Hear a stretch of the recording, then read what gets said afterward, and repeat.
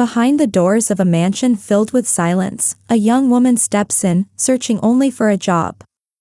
But what she finds is a family broken by loss, a man haunted by sorrow, and 2 children who have forgotten how to laugh.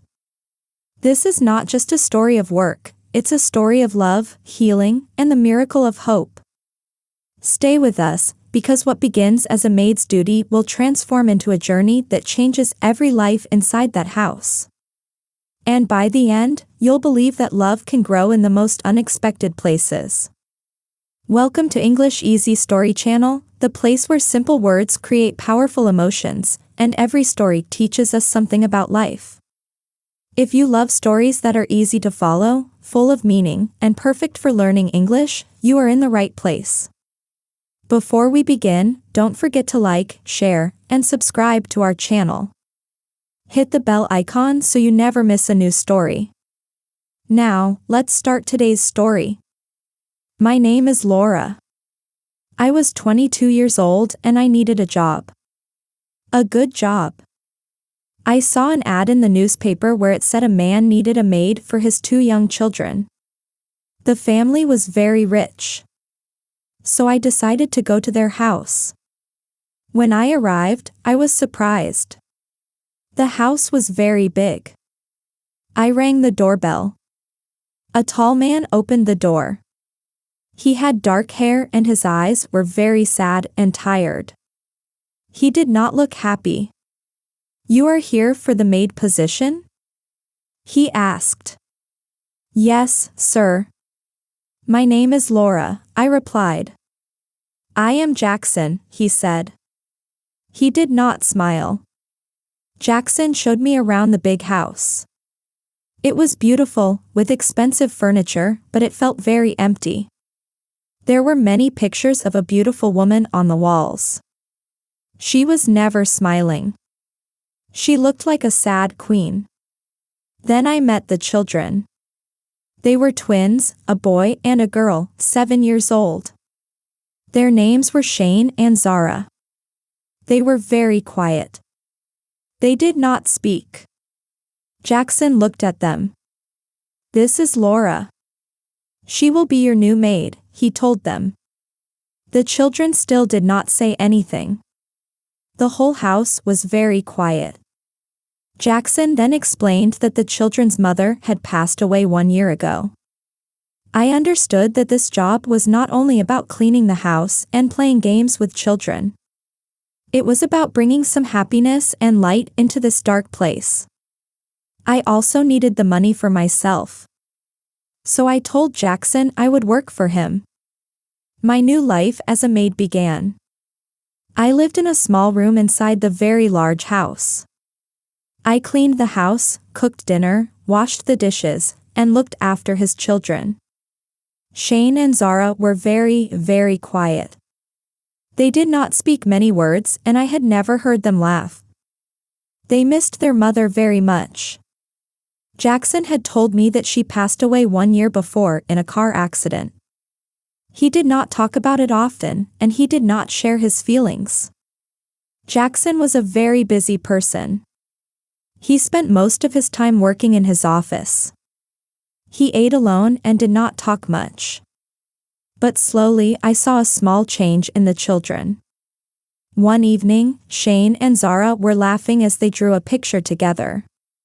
I did not see Jackson at first. He was standing quietly in the doorway. He was just watching us. His face looked different. He said, "They have not laughed like that in a very, very long time." My heart began to beat fast. This was the first time Jackson had spoken to me about something personal. One Tuesday, a woman came to the house. Her clothes were expensive. "I am Caitlin," she said. "I am Amelia's sister." Amelia was the name of Jackson's late wife. Caitlin was older than Amelia. Caitlin did not like me. She watched everything I did in the house. She said I was too friendly with the children. They need rules and strong limits. Not just games and fun, she said. Later that day, Caitlin found me alone in the kitchen. I was washing the dishes. "You think you can just walk in here and take my sister's place?" she asked angrily. "No, of course not. I am just the maid," I said quickly. She laughed. "Let me tell you a secret, little maid," she said. "This perfect family you think you see here was never real. It was a lie from the start. Jackson was never happy with my sister. He was a very cold man. He only cared about his work and his business trips. Amelia was very lonely in this big, empty house." I was shocked. I did not know what to say. "So don't think you can make him happy," she said. "He cannot love. He is not capable of it. Remember that, Laura." She turned and left the kitchen. I stood there alone. My mind was going crazy. The sad, quiet man I worked for now seemed like a mystery. Was he sad because his wife had died? Or was he a man with a cold heart? I wondered if I had made a mistake taking this job. Caitlin often visited the house. She always tried to make me feel unimportant. I tried to ignore her, but her words always hurt. I knew she wanted me to leave. One afternoon, Caitlin was in the living room with us. She looked at me and said, "The children need a real mother, Jackson. Not just a girl who plays games." I felt ashamed. I wanted to disappear. Then Jackson spoke. "Laura is very good to my children, Caitlin," he said. "She makes them happy and that is enough." I looked at him surprised. It was more than a boss talking to his maid. My heart beat faster. He was no longer just the sad boss. I was no longer just the maid. Something was changing between us. Caitlin left the room. Jackson and I stayed there. "You are a miracle, Laura," Jackson said. I looked at him. He leaned closer and his lips touched mine. It was a soft kiss. When he moved back, we just looked at each other. We both felt something different. The next morning, Caitlin came into the house without calling. She asked, "Where is Jackson?" Just then, Jackson came out of his office and smiled at me. Caitlin saw it. She looked at him, then at me. "What is going on here?" she asked. "What have you done to him?" "Caitlin, please," Jackson said, trying to stop her, but she ignored him and walked to me. "I warned you, little maid. You think you can steal my sister's husband in her own house?" "It's not like that," I said. "You are a gold digger. You're using a sad man who's still grieving," she said louder. My heart broke. Caitlin was right. This had been Amelia's house. I didn't belong. "I'm so sorry," I said to Jackson. "I'll pack my things now." I ran upstairs.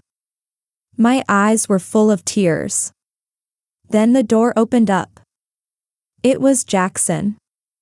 He looked worried. "Don't listen to her, Laura," he said. "She's right," I cried. "This is wrong. I'm just the maid." "No," he said. "The only thing wrong was my life before you came. Please sit down." We sat on the bed. He looked into my eyes and said, "Caitlin was right about one thing. My marriage wasn't happy.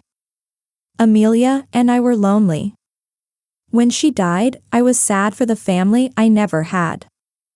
My world stopped moving. But then you came. And you brought color into my life. You made me feel alive again. The kiss wasn't a mistake. My only mistake was not seeing how I felt.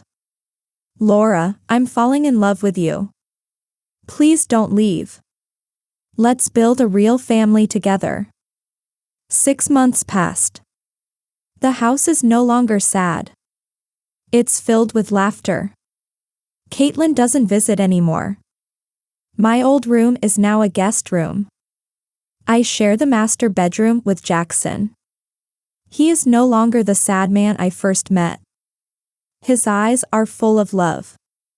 One day, Jackson holds my hand. "Are you happy, Laura?" he asks. I look at our home, at the man beside me, and think of the 2 children I love like my own. Yes. More than I ever dreamed. More than I ever hoped for, I say. I came here 6 months ago as a maid looking for a job. Soon I will be Jackson's wife. It wasn't easy, but it brought me to my true home. Love can grow in the most unexpected places. Kindness and patience can heal even the saddest hearts.